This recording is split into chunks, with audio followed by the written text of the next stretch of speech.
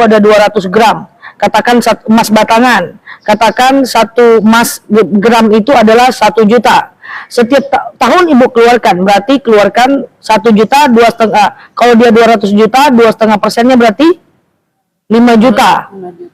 Ya kan? 5 juta. Bisa dalam bentuk uang, bisa dalam bentuk emasnya, bisa uangnya itu dibagi-bagi ke beberapa orang, bisa, nggak ada masalah. Tapi udah menumpuk bertahun-tahun, ibu rapel aja, nggak apa-apa. Saya ambil contoh ya, ibu punya emas batangan 100 gram, berarti sudah di atas 85 gram. Coba ibu ingat nggak, yang 100 gram itu udah numpuk berapa tahun? Kalau yang 100 gram itu udah numpuk 2 tahun, ibu kalikan 2. Kalau 100 gram, berarti 2,5%-nya 2,5 gram. Katakan 1 gramnya 1 juta, kali 100 berarti 100 juta, berarti 2.500.000.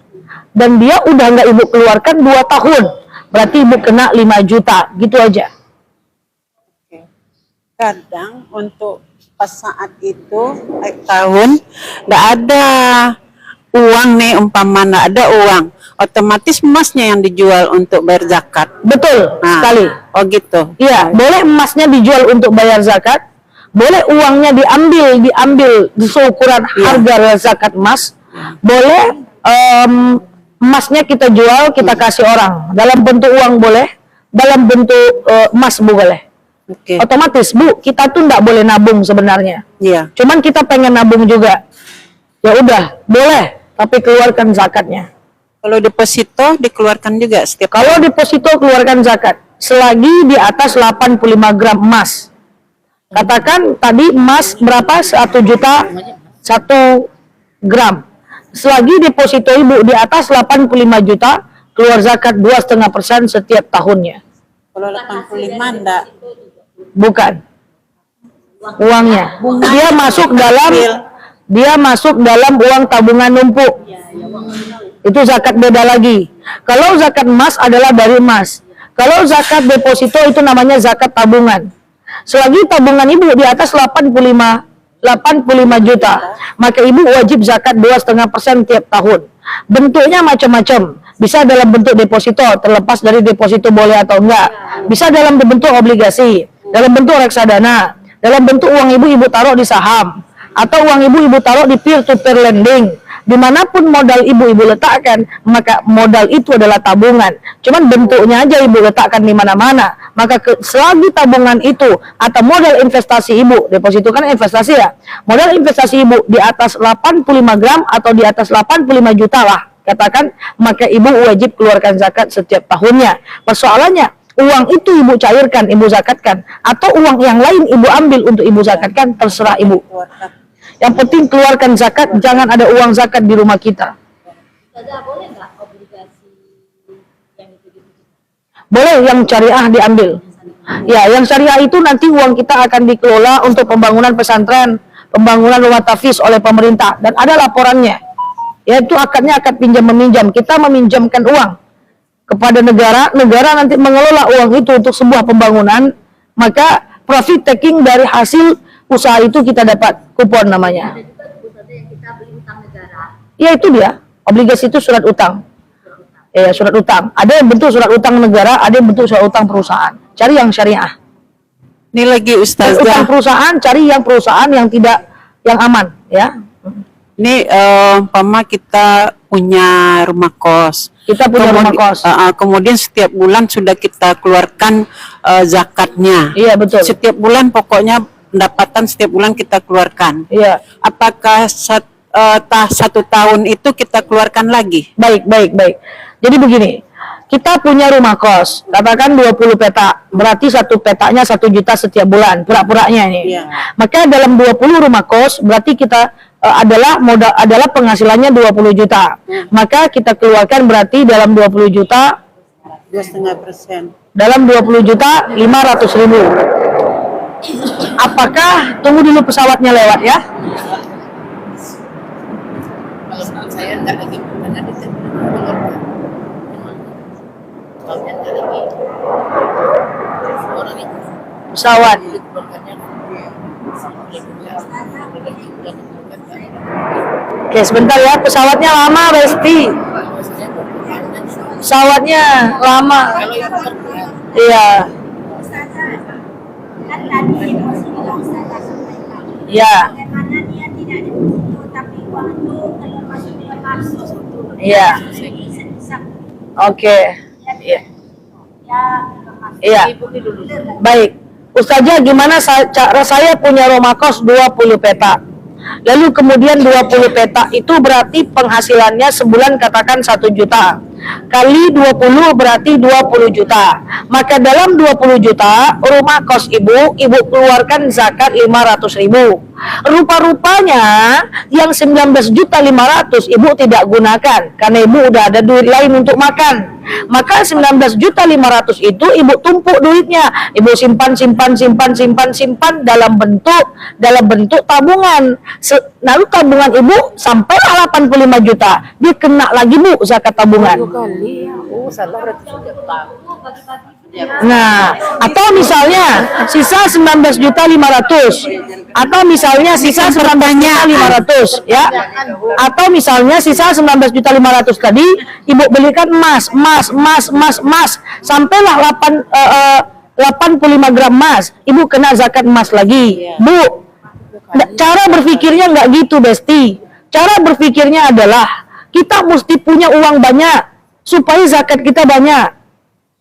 Nggak ada masalah. Kita kena zakat kos, kita kena zakat tabungan, kita kena zakat profesi. Bagus dong. Berarti tanda kita kaya, mapan.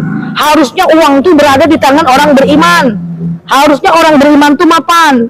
Ibu kalau mau zakat 1 juta saja, ibu harus punya penghasilan 40 juta. Mana bisa mau zakat 1 juta penghasilannya 10 juta? Nggak boleh. Karena zakat harus 2,5%. Maka minta sama Allah, ya Allah jadikan aku orang yang berhak mengeluarkan zakat dalam jumlah yang banyak. Wah, zakat tuh harus banyak. Saya kalau minta rezeki sama Allah, saya doanya seperti itu, ya Allah, saya pengen jadi hamba Allah yang berhak mengeluarkan zakat dalam jumlah yang banyak. Kalau ibu mau mengeluarkan zakat 2 juta setiap bulan, penghasilan harus 80 juta. Ya, mana bisa zakat 2 juta, penghasilan 10 juta? Nggak bisa.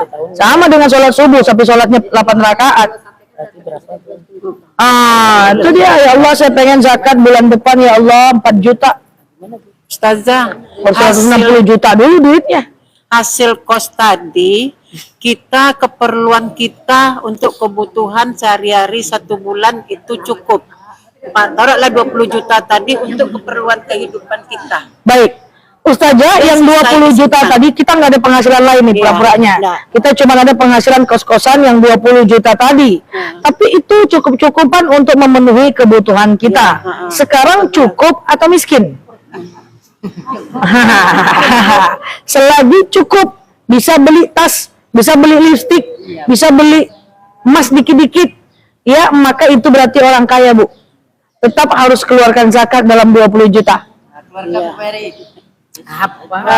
Kalau seandainya tidak dibayar pajakatnya 1 bulan, 1 tahun aja, bisa 1 tahun Bisa. aja dihitung. Bisa, dalam 20 juta wajib zakat 500.000 kan? Kali setahun, keluarkanlah. Tapi saya sarankan keluarkan zakat tuh tiap bulan. Kalau penghasilan. Satu, nggak tahu umur. Yang kedua, kadang-kadang yang sedikit aja susah kita keluarkan, apalagi udah numpuk pula dia. Anda jadilah gitulah nanti kan.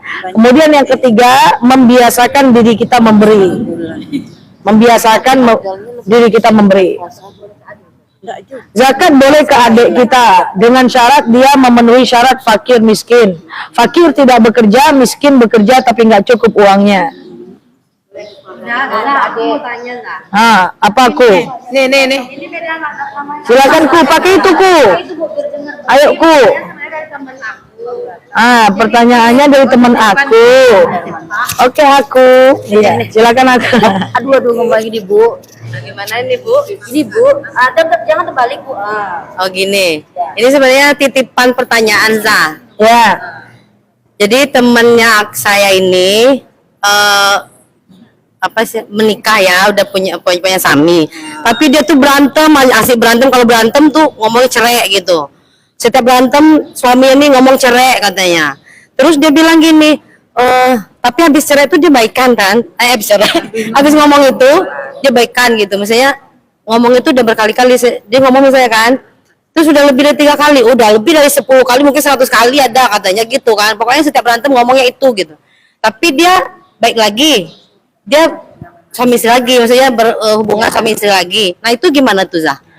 Ibu-ibu, saya sering sampaikan bahwa talak itu ada 2. Pertama namanya talak sorry.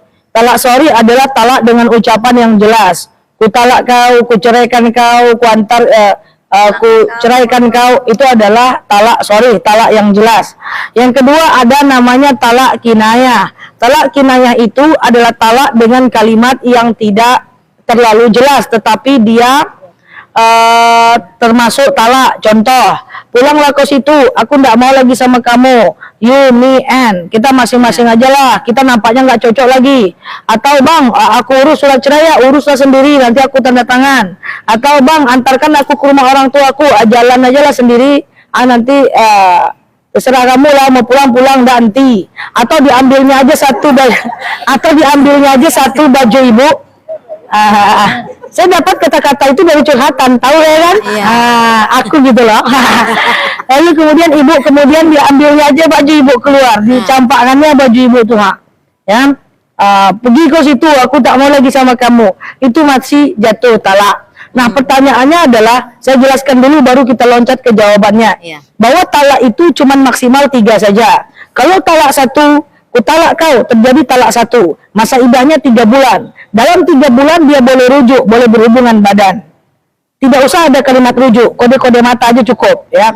Tapi setelah 3 bulan, kalau mau rujuk harus nikah ulang, karena masa idahnya udah habis. Nah, talak 2 seperti itu juga, ku ceraikan kau, terjadi lagi perceraian. Nah, dalam 3 bulan maka mereka boleh rujuk, karena itu masa idahnya, ya. Tapi setelah 3 bulan harus nikah ulang. Talak 1, talak 2 sama. Talak 1, talak 2 sama. Dalam 3 bulan boleh rujuk dengan kode-kode mata. Itulah istilahnya, ayo kan. Tapi kalau setelah ganggu ya. Tapi kalau setelah 3 bulan harus nikah ulang. Nah, terjadi lagi talak 3. Talak 3, perempuan harus nikah dulu dengan orang lain, harus ada muhallilnya. Ya, maka perempuan harus nikah dengan orang lain, harus tidur dulu dengan orang lain, cek hamil atau enggak. Kalau hamil tunggu lahir anak, kalau lahir anak tunggu diceraikan, kalau enggak diceraikan tak bisa balik. Nah, pertanyaannya adalah, ini saya udah ditalak 200 kali saja. Gimana ceritanya? Sekarang saya tanya, suaminya ngerti nggak ilmunya? Ya, kenapa suaranya? Suaminya ngerti nggak ilmunya? Kalau suaminya ngerti, maka dia udah jatuh talak 3. Oke? Tapi kalau suaminya nggak ngerti, hari ini juga ngomong sama suaminya, "Hai beb, kalau kita bertengkar, kamu jangan lagi ngomong-ngomong talak." Kata Ustazah Nela, ucapan itu termasuk talak. Talak terjadi, kita kumpul lagi talak 1, kita kumpul lagi talak 2. Kalau 3 kali kamu ucapkan, aku harus kamu ikhlaskan dulu dengan orang lain untuk menikah dengan orang lain. Mau tak kau kehilangan aku? Kalau kau tak mau kehilangan aku, jangan kau buat lagi. Cari tahu, suaminya tahu nggak?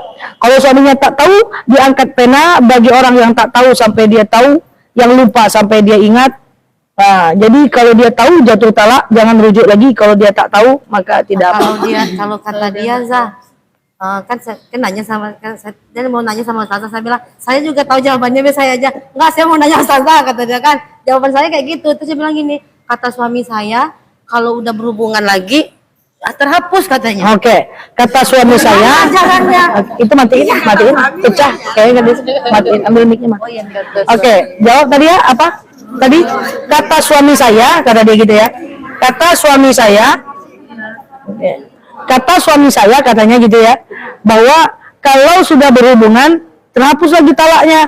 Kalau sudah berhubungan terhapus lagi talaknya. Betul. Talak 1, talak 2. Berhubungan dia hilang talaknya, tapi nggak dari 0 lagi, tetap ada tingkatan, nggak ada 0 taruh, 0 terus, tidak terjadi, nggak cukup, tidak, ku talak 1 kau, ku talak 2 kau, ku talak 3 kau, nggak harus seperti itu.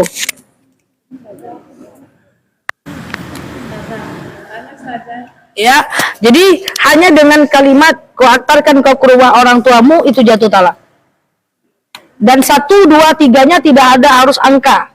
Tidak harus angka, adalah kali. Kali berapa dia ngomong. Maka banyak orang bilang para suami-suami yang kalau dimarah istri diam atau dimarah istri keluar rumah dia diam. Banyak orang bilang itu suami yang pengecut, padahal itu suami yang beriman. Suami yang hau-hau itu adalah yang sikit-sikit ngomong talak, sikit-sikik ngomong talak, ndak paten. Nah, kalau perempuan lantak lah, tapi asal jangan terlalu menyakiti lah. Kalau bertengkar itu baik-baik aja lah. Pakailah bertengkar ala-ala syar'i lah. Nanti kita buat tutorial bertengkar ala syar'i. Allah karim. Ya, silakan.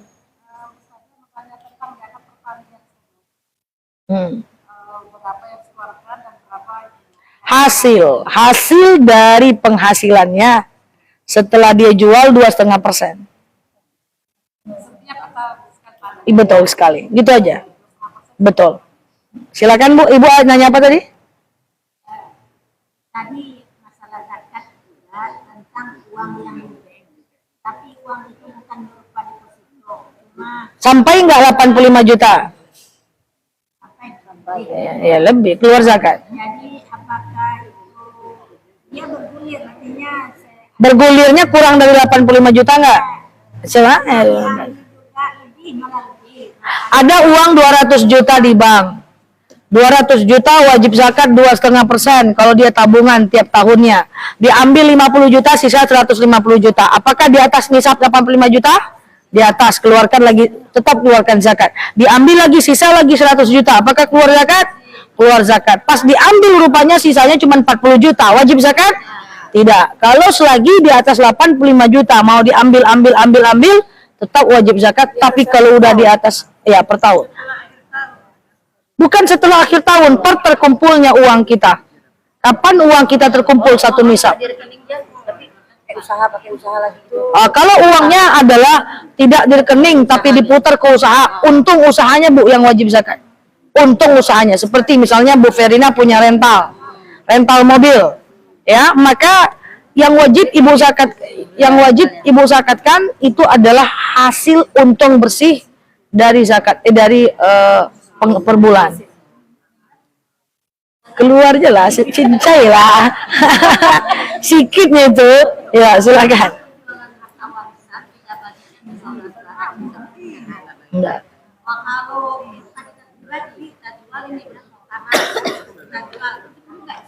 Tidak, dia perlu dizakatkan kalau budak berbentuk uang 1 tahun di atas 85 gram baru lo zakat. Oke, clear suami? Kak Fitri clear suami? Clear suami? Ya. Bilang sama suami-suami semuanya, hati-hati kalau cakap. Laki-laki ngomong ada hukum talak. Apa? Panggil-panggil. Yang mana satu? Yang mana Bu? Yang mana? Apa? Oh, dari Kuansing. Jauh betul. Khusus. Oh, fans saya dari Kuansing. Hah? Oh. oh selama ini nggak dari live Oh, selama ini lihat TikTok aja. Keren nggak aslinya? Jauh Bu ke Pekanbaru ya. Salam kenal ya Bu ya. Silakan boleh Bu. Oh, khusus Ibu boleh tanya sampai besok pagi. Ya. Bu Rina nggak boleh. Silakan Bu. Ya.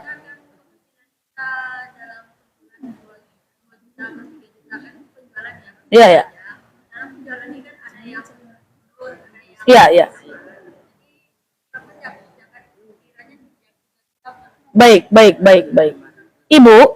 Ibu kalau penghasilan, Ibu dagang, Ibu punya penghasilan bersih per bulan, Ibu harus hitung setiap hari uang masuk Ibu. Setiap hari kan Ibu tutup buku.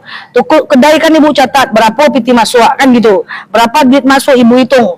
Kalau uang masuk Ibu dalam 1 bulan itu cuma 3 juta, Ibu tidak wajib zakat. Ibu cuma wajib zakat kalau pemasukan Ibu itu 6,8 sampai 7 juta. Ukuran 2023. Oke? Cocok? Ada lagi? Kalau khusus Ibu ini ada lagi jauh soalnya. Beneran ada lagi. Yang lain pulang. Enggak canda ya. Silakan. Mm-mm. rumah tangga lagi saja ya, agak mulai rumah tangga ya. Tentu udah bisa. Seorang ayah ya menafkahi anak sampai Apa hukumnya? Ada suami istri berpisah. Ya, maka ketika suami istri berpisah, anak adalah tanggung jawab suami. Ya, tanggung jawab suami yang status hukumnya adalah fardu ain. Lalu suami tidak mau menafkahi anaknya, ya. Maka apa hukumnya? Ya, suami berdosa besar. Dia tidak melakukan aktivitasnya sebagai ayah dan fardu ain. Kapan dia wajib menafkahi anaknya? Sampai anaknya balik berakal. Ya, sampai anaknya balik, sampai anaknya tamat sekolah. Kalau seandainya dia tidak menafkahi, status hukumnya adalah dosa besar. Itu kalau dipidanakan masuk penjara itu. Ini itu bagian dari pidana. Ya, nah, tapi kalau saya jelaskan marah bapak-bapak sama saya nanti. Akan saya jelaskan pada saatnya. Tutorial memasukkan. karena kalau gaji suami itu sedikit pas-pasan seberapa dia harus menafkahi. Kebutuhannya, secukup kebutuhan. Ya, menafkahi sandang, pangan, papan. Hah? Kalau suaminya tidak bekerja, dia wajib mencari kerja. Hello suami-suami, nggak ada pula suami-suami di sini ya. Salah pula saya. Suami-suami yang tidak bekerja, no excuse pula. Kalau nggak kerja maka dia kerja. Suami-suami yang tidak bekerja wajib mencari kerja. Kalau dia tidak bekerja, dia tetap berdosa. Selama dia tidak menafkahi anaknya. Rasul pernah menolak Ali bin Abi Thalib. Karena Ali bin Abi Thalib tidak bekerja. Setelah itu Ali bin Abi Thalib suruh dulu cari kerja, baru boleh melamar anaknya. Itulah sebab nikah saat belum bekerja, makruh hukumnya. Jadi jangan dipaksa-paksa juga anak itu menikah saat dia belum bekerja. Makruh hukumnya. Kalau dia nggak bekerja, apakah kemudian dia lepas dari dosa? Tidak. Dia wajib cari kerja. Wajib cari kerja. Kerja itu dicari, udah dicari nggak ada. Kalau belum 100 lamaran belum dicari itu namanya. Kalau belum mau mengerjakan apapun dari tukang parkir itu masih ada kerja namanya. Masalahnya kadang-kadang kita cuma menganggap kerjaan tuh nggak ada. Kalau dicari dia ada, kita nggak mau nyari atau bisa jadi milih-milih pekerjaan. Kalau lamaran masih 5 biji itu belum nyari kerja namanya. Cari kerja tuh seumur hidup, long lifetime. Dulu. Yang mana tadi? Itu dari tadi Bu, kasihan. Itu bukan ini ya, kasihan. Silakan Bu. Ya. Ya. Ya. Harusnya ibu beli emas dulu, numpuk 1 tahun, di atas 85 gram, keluarkan zakatnya. Yang lalu biar berlalu. Ke depan beli dulu emasnya, pasang dulu di ikat pinggang sampai setahun. Kalau di atas 85 gram, setelah cukup nisabnya 85 gram, haulnya setahun. Jadi harus setahun dulu. Oke? Bilang sama Mas Tuan tok si koyo sampai tahun depan. Jangan kau pergi-pergi ndak, damai ya Mas. Sama duit itu gitu komunikasi ya, duit. Jangan cepet-cepet pergi ya. Bertahan ya. Baik-baik ya, lu jangan pergi-pergi mulu. Nah, gitu. Oke? Ya, lagi yang lain. Berebut. Mana yang mana lagi ya, silakan. Ini masalah suami istri yang diceritakan. Kasih mic dong yang nanya. Tuh kan, pada protes. Teman-teman kita pada protes, Besti. Ada protes, nggak dengar suaranya. Coba, Bu Verina tegak aja. Tegak kenapa aja kalau duduk? Nggak boleh, Bu Verina duduk. Silakan Bu. Jalan. Iya, saya jalan. Ya. Ibu Leni cantik. Zah gini Zah, Situ aja. Silakan. masalah ini yang cerai suami istri tadi, Suami istri tadi. anaknya kan anaknya kan ada 1 nih umur 5 tahun, tapi sekarang udah SD udah kelas 5. Cuman keluarga suami ini yang mensubsidi anak tersebut Ustazah, karena yang si suami tadi udah nikah lagi, cuman pas-pasan untuk keluarga dia aja. Jadi untuk menutupi adik ini keluarga yang menutupinya. Jadi gimana tuh Ustazah kira-kira? Kalau seandainya menafkahi anak, itu sebenarnya hukumnya fardhu ain. Idealnya suaminya menafkahi, karena dia tidak bisa diwakilkan. Cuman kalau istrinya ikhlas itu masih dibolehkan. Ya, cuman tetap aja beban kewajiban suaminya mesti diusahakan. Bu, kalau punya anak bujang, anak gadis, takut ibu dia berzina, lalu ibu bilang kayak gini sama dia, kalian nikah aja lah, aku biayain anak laki-lakiku, kamu biayain anak perempuan kamu, yang penting mereka nikah dulu biar nggak zina, itu pun nggak boleh, nikahnya makruh. Maka tetap ibu bilang sama suaminya, cari kerja semampus-mampusnya, ambil alih tugas orang tua tadi untuk menafkahi anaknya. Tapi keluarga yang menafkahi itu status hukumnya sedekah. Lagi nih Zah, kan ada nih kontrakan orang tua, jadi itu kami dapat bagian sekali 2 bulan gitu. Jadi yang bagian dia itu dikasihkan ke anak Ya, itu ya. berarti nafkah dia. Oh berarti nggak berdosa Bapak ya Zah ya? Dosa, ya kan bagian dia. Iya. Oke, sip. Kasih Zah. Ya, Baik. silakan ke belakang. Ya. Udah nih, masuk. Assalamualaikum Ustazah. Waalaikumsalam. Ini dalam mau saya tanya ini sholat dalam perjalanan. Sholat dalam perjalanan. Begini, kita kan dalam perjalanan nih. Memang kan kita mau cari masjid nih kan, tapi Iya. tak dapat. Ya. Tapi saya ambil air sembahyang itu pakai air aqua yang di mobil aja, terus saya sholat dalam mobil. Iya. Apakah itu bisa? Baik, Ustazah, saya dalam perjalanan. Pom bensin nggak ada. Kemudian tempat wudhu nggak ada. Lalu saya sholat dalam mobil dengan hanya mengambil aqua saja. Izin saya bertanya, mobilnya pribadi atau dalam bis? Pribadi. Pribadi. Kalau di dalam mobil pribadi, ibu boleh wudhu pakai aqua saja atau air yang sedikit saja. Afdalul wudhu biqoli lil ma. Afdolnya wudhu itu dengan air yang sedikit. Ya, jadi nggak ada masalah. Ibu pasang niat, sengaja aku mengambil wudhu, mensucikan diriku dari hadas kecil. Fardu atasku karena Allah, karena mau sholat. Ambil air, tumpahkan ke tangan, basuh ke muka, sekali cukup. 3 kali afdol. Ya, saya pun kemarin sudah belajar juga waktu umroh. Iya, kemudian tangan sampai siku, kemudian kepala doang, kemudian kaki, cukup, sah. Tidak ada air sama sekali, ya udah, ibu cukup dengan tayamum saja. Boleh, nggak ada masalah. Kaki kalau dengan air sedikit boleh dibilas aja, nggak usah diguyur. Atau tayamum boleh, nggak ada masalah. Sholat di mobil, di mana arah mobil di situ arah kiblat.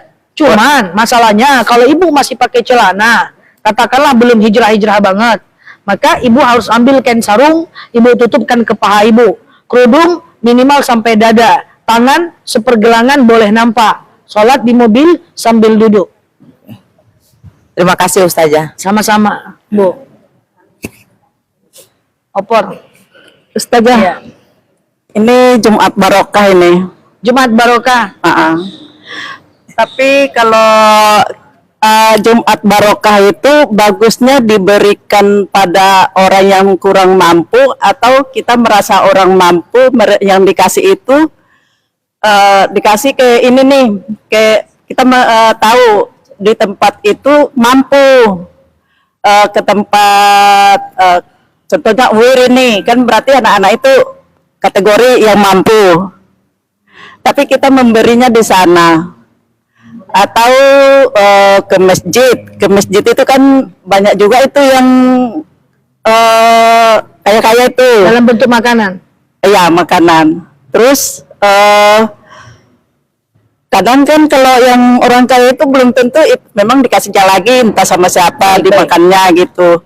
Jadi kita memberikan itu pada orang yang benar-benar yang kurang mampu kah, atau sama-sama dapat juga berkahnya gitu loh Ustazah. Baik. Ustazah, ada namanya Jumat Barokah. Bahwa di hari Jumat, muyanzulunal malaika, malaikat turun melipat gandakan pahala, menjawab semua doa. Maka muncullah namanya Jumat Barokah yang selalu kami syiarkan di mana-mana. Nah, pertanyaannya, Jumat Barokah itu bisa dalam bentuk uang, bisa dalam bentuk makanan. Nah, pertanyaannya, sedekah makanan atau sedekah uang itu lebih baik kami cari benar-benar orang miskin, atau kami cari orang-orang yang terserah aja, random aja, boleh nggak ke orang kaya? Nah, jadi gini konsep Islam itu, Bu. Zakat yang tadi ibu harus serahkan, ibu fokus ke orang miskin. Sampai sini paham? Fokus ke orang fakir. Sampai sini paham? Yang sedekah itu terserah. Sekarang saya tanya, sedekah ini dia lintas, Bu. Lintas. Ke non-muslim boleh, ke orang kaya boleh, ke orang miskin boleh, traktir teman juga sedekah. Jumat misalnya, ngasih makan kucing setiap Jumat, kucing liar atau kucing luar misalnya. Atau senyum itu juga sedekah namanya. Apa itu sedekah? Sedekah itu adalah memberikan sesuatu kepada orang lain dengan niat karena Allah yang membuat hatinya senang. Mendengarkan curhat orang sedekah. Manggo-anggo saat orang bercerita asal senang hatinya sedekah. Jadi sebenarnya sedekah itu bebas. Hanya saja ketika kita bersedekah dengan orang susah, tingkat kesyukurannya lebih besar. Iya. Itu aja. Dia lebih bersyukur banget. Kita didoakannya ya Ustazah. Ada untuk makannya. Tapi pahala sama, Bu. Pahala sama saja. Tapi kalau ibu kasih ke orang susah banget, dia sangat bersyukur. Kadang-kadang dia doakan, ya Allah, lapanglah rezeki orang tuh ya Allah. Kalau meninggal dia cepat-cepatnya mati syahid lah ya Allah. Nggak ada cepat-cepatnya ya. Mati syahid lah ya Allah. Gitu. Dia kesyukurannya lebih tinggi. Walaupun ibu boleh sedekah ke orang yang mapan, ke anak-anak kampus, boleh aja. Nanti seandainya dia kasih itu lagi kepada orang lain, tidak ada masalah. Kita boleh kok memberikan pemberian orang lain untuk orang lain. Sahabat sering ngasih Aisyah, ngasih Khadijah, Khadijah ngasih ke Fatimah, Fatimah ngasih lagi ke Aisyah, Aisyah ngasih lagi ke Siti Saudah, enggak apa-apa. Jadi tergantung ibu mau mana. Apakah ibu mau sedekah ke orang yang susah, atau kalau kesulitan nyarinya terserah, atau cukup naruh etalase aja, siapa yang mau makan gratis, enggak ada masalah. Ya. Izin Zah, Ibu lagi Zah. Ya. Kita nih pergi jalan-jalan nih Zah. Kita pergi jalan-jalan mulu. Naik bus Zah. Oke, terus. Terus ada mak-mak nyanyi-nyanyi Zah. Ada mak-mak nyanyi-nyanyi. Nah, nyanyi joget-joget dia Zah. Kalau kita kasih sawer dia, kita ikut dosa apa enggak Zah? Aneh kan Zah? Ustaz saja aneh. Sawer itu apa? Kan mama tuh saweran gitu Zah. Kalau kita ngasih dia sawer, dosakah kita yang ngasih atau gimana Zah? Hukumnya Zah? Kami pergi liburan, Zah. Jadi dalam sebuah bis terjadilah joget-joget. Dalam joget itu, dalam bis itu ada laki-laki. Ada sopir. Ada tuh. Supir tak fokus sama mak lah. Dia Mana fokus ada? aja. Secara hukum mana boleh kalau ada sopir. Dah. Banyak kali nego-negonya. Terus Ustazah, sekarang ibu keluar rumah buka aurat, nengok nggak nengok orang dosa nggak? Dah ngerti jawabannya? Dah atau pulang aja saya ya. Dah. Jadi kemudian dia joget-joget lah Ustazah. Ada supir tapi nggak nengok kok, nengok tipis-tipis saja. Nengok atau enggaknya dia nggak boleh kalau ada bukan mahram di situ. Dah. Lalu kemudian orang joget-joget ini kita sawer dia. Supaya apa Ustazah? Supaya lebih mantap jogetnya. Kalau yang joget-joget ini kemudian dia kita menyawer dia karena jogetnya, yang nggak boleh besti. Tapi kalau dia duduk dulu tenang-tenang, kita tengok dia makan ikan teri, main bola, kasih sedekah tuh enggak apa-apa. Tapi kalau ibu nyawernya karena dia joget-joget tuh enggak boleh. Ya, berarti ibu al-wasilatul haram. Ibu berarti ibu memfasilitasi orang untuk melakukan dosa. Suruh supirnya turun dulu. Joget tipis aja, setipis tisu. Tolong dulu Bang. Ada yang lupa minum obat nih Bang. Janganlah Bu, kalau ada jalan-jalan itu, kalau berfoto ibu-ibu soleh luar biasa, cheese. Gaya bebas paling mantap gini ya. Coba kau jalan-jalan, naik kaki ke atas. Jadi ya bisa kita nyanyi atau apa kayak gitu dalam mahram ya, tapi tidak boleh ada laki-laki ya. Kalau pesta umpamanya saya, kadang-kadang kan orang dapur kan capek-capek tuh Zah. Jadi hiburan untuk orang dapur 2 lagu gitu. Jadi orang dapur bisa tinggal joget-joget lagi. Laki-laki perempuan, laki-laki perempuan jangan berjoget. Berjogetlah sesama perempuan. Depan suami. Minta nego pula dia cuma nanya. Apa?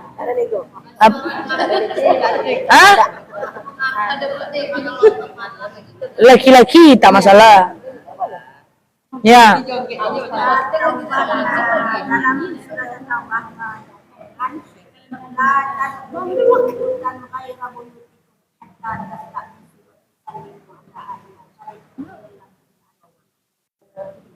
Ada tetangga saya tanpa menutup pintu Gimana? langsung ke belakang.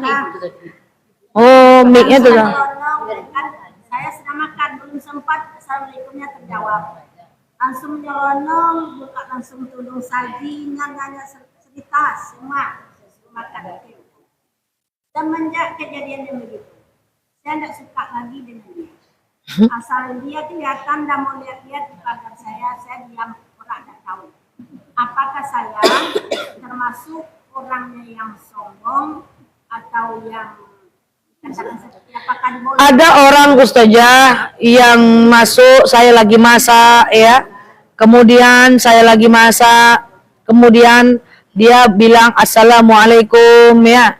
Kemudian saat itu saya baru dia nyelonong ke rumah saya, cerita banyak, lalu dimakannya lah masakan saya. Ya. Maka saya sejak itu nggak suka sama dia.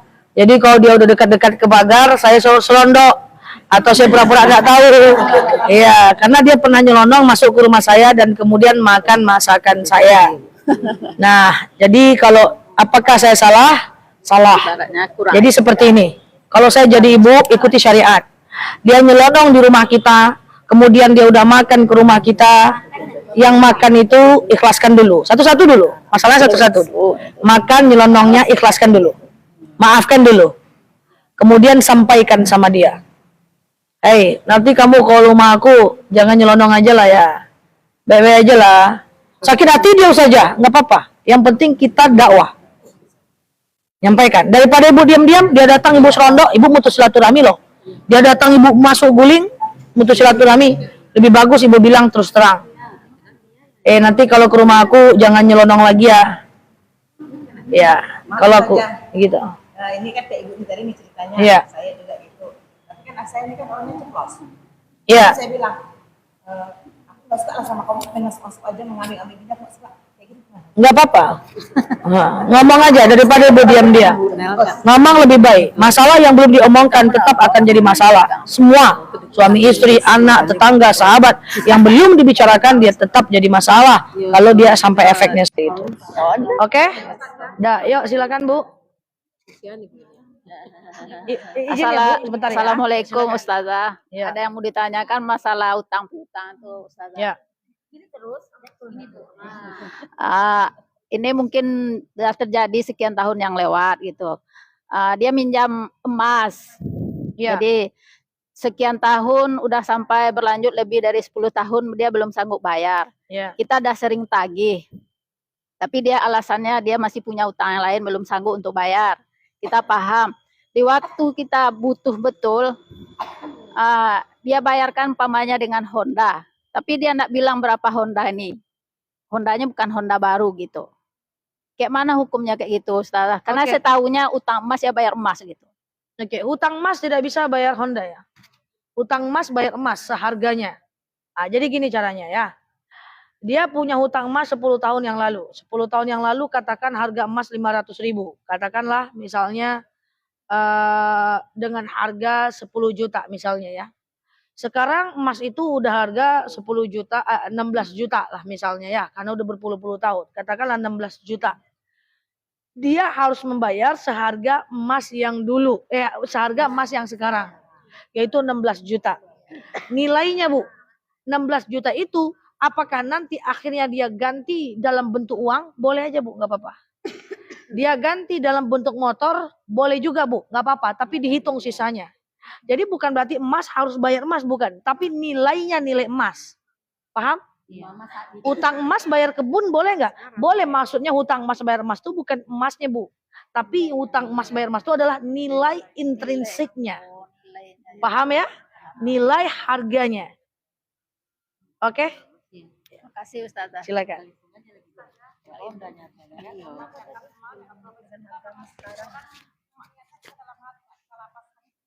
Oke.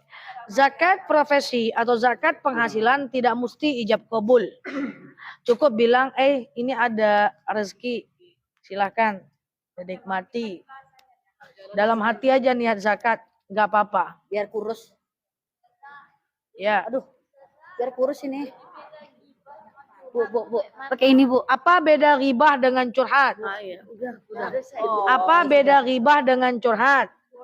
Terus sini aja kalau dia mulai.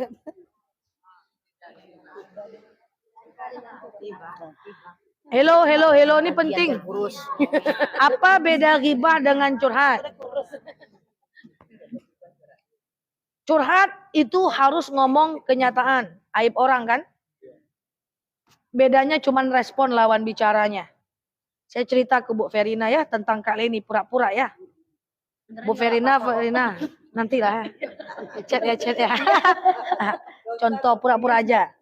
Bu Verina, Kak Leni itu makin lama makin sombong aja nampaknya. Terus tanggapan Bu Verinanya, udahlah Ustazah, ndak usah Ustazah pikirkan lagi. Yang penting Ustazah baik-baik, yang dia tuh kan belum paham saja. Sabar aja Ustazah. Kalau itu respon Bu Verina, ini namanya curhat yang benar. Dia tidak mendatangkan kepada keburukan, tapi justru menenangkan. Ini adalah konsep curhat yang benar. Fas'alu ahla-dzikri in kuntum la ta'lamun. Kita tanyakan kepada orang yang tidak mengerti, yang lebih bijaksana, lebih hebat, lebih pintar pada kita. Ini betul. Karena lebih bijaksana dibanding saya. Oke?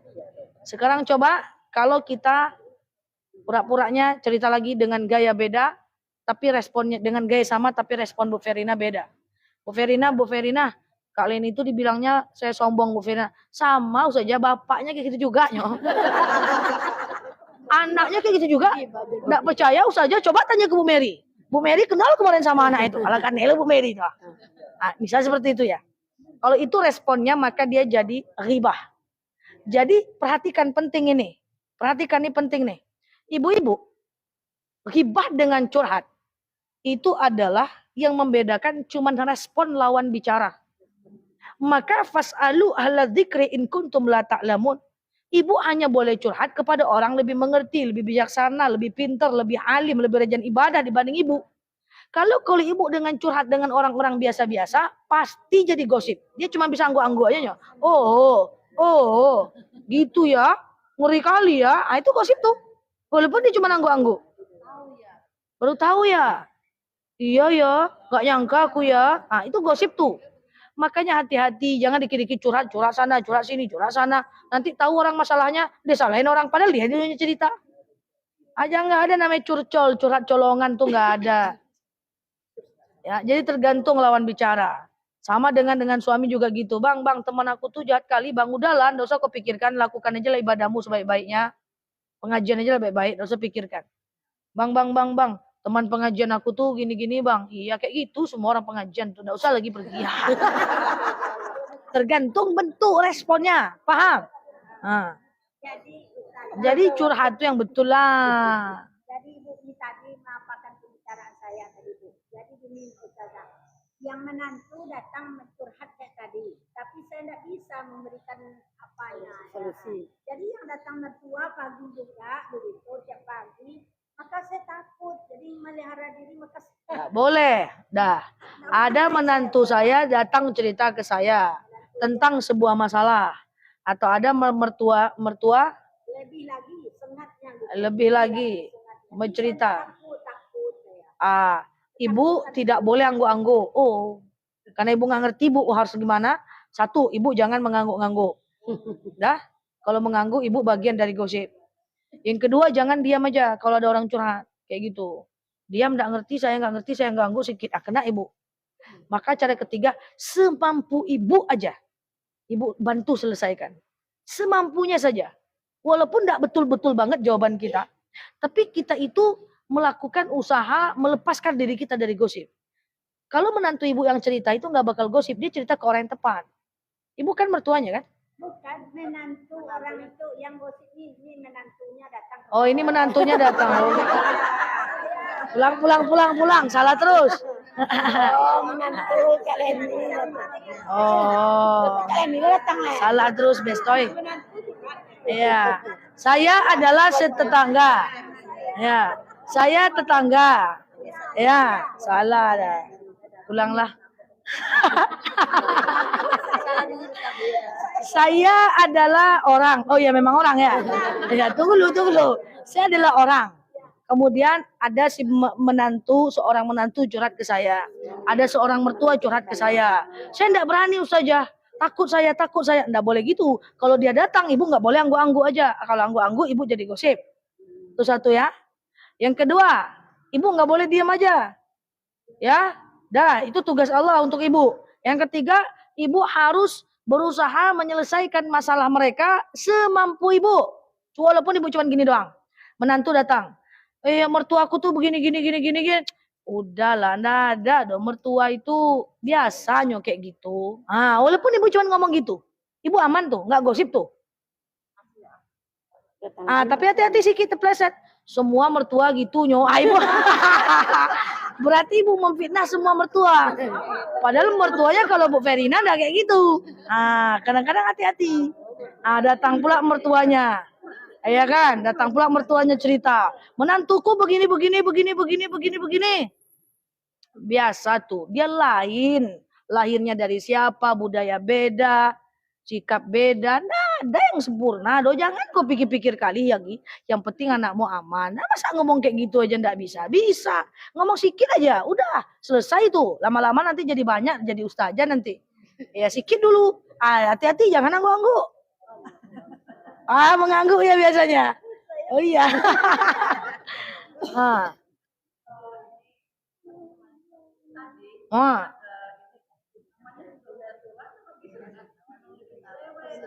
Enggak apa-apa. Namanya dia udah tua. Wajarlah dia lebih cerewet. Itu memang sifatnya tuh nggak apa-apa. Asal jangan diganti. Udah tua, jelek, cerewet lagi ya. Gitu kali ya dia ya. Kalau aku jadi kau nggak tahan aku tuh. Itu yang nggak boleh. Kompor. Paham? Yang mertua perhatikan. Tentang zakat tadi. Profesi setiap hari Ustazah. Boleh. Apakah boleh kita kumpulkan 1 tahun baru kita bagi? Boleh. Zakat profesi kumpul setahun dulu, baru bagi, boleh. It's okay, no problem. Okay. Apakah? Apa? Oh, maksudnya satu lagi. Oke. Dah. Oke, sudah cukup ya? Cukup? Cukup? Oh iya. Satu yang ingin saya tanya Ustazah. Iya. Satu lagi. Ya Allah. Ustazah ini saya pribadi lah, boleh dikatakan pribadi sendiri kan. Sekarang ini kan zamannya Jokowi. Jangan Jokowi. Parah. Kalau saya mungkin posting di sosmed mungkin ada manfaat bagi masyarakat sekalian. Iya. Sementara kan ini ada foto, selfie, masukkan di sini kan. Oke. Sementara saya juga merasa Iya. kita kan kalau bermanfaat iyalah. Baik, Ini baik. kan memang tidak ada manfaat. Baik.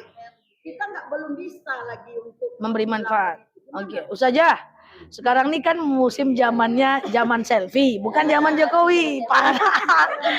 Sekarang kan musim zaman selfie, ya. Lalu kemudian kalau kayak Ustazah, iyalah tampil ada manfaat. Kenapa ngomong gitu? Takut saya marah? Oh, enggak ya. Saya juga tampil ya di video-video saya itu kan ada manfaatnya, gitu. Tapi kami belum bisa lagi kayak Ustazah tuh. Belum bisa kami ngomong Assalamualaikum, enggak bisa Ustazah. Bisa tapi 2 hari ngambil videonya Ustazah. Karena ada teman saya kemarin mau buat video juga kayak saya. Seminggu enggak selesai satu video. Oke, ya. Terus tapi kami pengen juga selfie Ustazah. Pengen juga rasanya putar-putar kepala depan kamera itu saja. Masa orang lain aja yang bisa, kami juga bisa lah Ustazah. Bu, selfie itu kita jawab bulan depan ya. Oke. Selfie itu tutup aurat ya. Selagi Bu tutup aurat, dia tidak ada masalah sebenarnya. Secara hukum dia mubah. Apa beda selfie dengan saya nengok Bu Verina sekarang? Sama nggak? Bu Verina selfie dilihat laki-laki. Kan itu orang suka bilang nggak boleh kan? Sekarang Bu Verina pergi ke Pasar Dupa, ketemu tukang parkir, kan asli langsung ditengok sama tukang parkir. Kan nggak apa-apa selagi nutup aurat. Ini kalau selfie itu haram, jangan keluar rumah. Keluar rumah berarti haram. Karena ini asli. Ibu nengok saya asli. Iya kan? Maksudnya asli. Iya kan? Tapi asli. Nah, enggak saya yang bilang ya. Nah, ya kan? Asli. Ada saya pergi situ nengok satpam, nengok muka asli. Selfie sama-sama aja bentuknya. Yang penting kan nutup aurat. Paham? Yang tak boleh itu maaf. Tak boleh buka aurat. Tak boleh gaya memancing. Selfie aja lah. Lidah tuh di dalam posisi, jangan di luar. Nah, misalnya. Iya kan? Paham? Ah, jadi selfie-nya putar-putar kepala, lidah sampai keluar, itu tak boleh. Nah, dia masalahnya beda. Beda status ininya. Lidah keluar di selfie, tak boleh. Di luar juga tak boleh lidah keluar. Tapi orang marah dikira ngejek. Gitu, paham ya? Tapi kalau ibu mau, ibu selfie sedikit, pakai caption kata-kata sedikit di atasnya. Ngaji yuk. Payah saja, ya udahlah terserah aja lah. Paham? Yang saya khawatir itu, ibu selfie, kemudian ibu foto sambil berputar lagi, nanti nampak auratnya, itu yang saya tidak boleh. Lagi di pantai ibu pakai gamis, berputar slow motion tuh nggak apa-apa. Selagi nutup aurat, nggak ada masalah. Sebenarnya. Oke? Udah cukup ya? Satu lagi, udah DP belum? Enggak canda ya. Masalah arisan saja. Ya, terakhir ya. Ya. Itu arisan itu riba apa enggak? Arisan tidak apa-apa. Yang arisan tuh nggak apa-apa. Arisan tuh termasuk hutang piutang. Hutang piutang kan nggak apa-apa. Yang penting dibayar. Enggak, dia gini kan ketua nih. Ya. Ketua ini. Karena kan dia kan tidak mematok masih berapa gitu. Ya. Nah, terus sekarang terserah kita ngasih. Terus ada juga ketua yang mematokkan. Mematok untuk orang yang nyimpan. Untuk orang upah. Mematokkan misalnya narik sekian, narik sekian. Oh iya, oke. Untuk kalau menerima upah selagi orang lain setuju itu nggak apa-apa. Itu namanya jasa menyimpan. Yang tak boleh itu adalah arisan lelang. Ini kita arisan yang mana yang mau banyak dipotong itu yang dikeluarkan, itu yang nggak boleh. Misalnya 10 juta, saya bilang 9.800.000, ibu bilang 8 juta, ibu bilang 7 juta, ibu bilang 6 juta. Yang mana yang paling mau banyak dikurangi itu yang dapat keluar duitnya, itu yang nggak boleh. Tapi selagi dia cuman kalau nerima potong sekian untuk ujroh, atau kalau nerima traktir orang makan, itu kan kesepakatan, nggak ada masalah. Oke? Demikian, Allah alam bisawab, subhanakallahumma bihamdika, nasyhadu an la ilaha illa anta, nastaghfiruka wa natubu ilaihi. Assalamualaikum warahmatullahi wabarakatuh.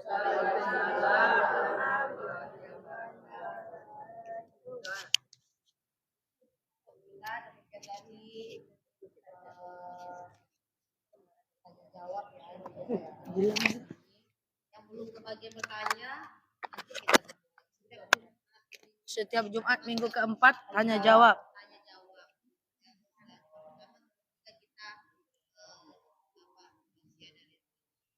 Baik, kita tutup kajian kita dengan membacakan